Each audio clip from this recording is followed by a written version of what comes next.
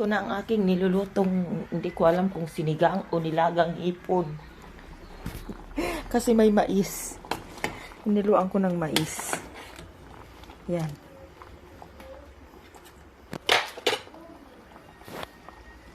Nilagang sinigang na hipon. Lagay ko na yung talbos.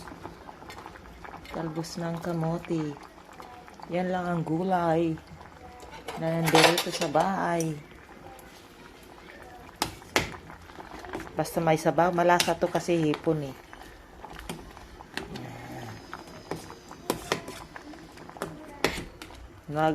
Nagpagaya ako sa luto mo lerma, limay.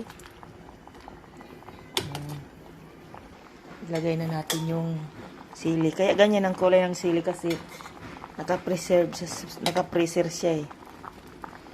Naluto na sa yelo. Tapos itong pangsigang, ayan original sinigang. Paborito ko pa man din yung may sabaw. Ayan, sira na naman ang diet ni Manay. Ayan diba?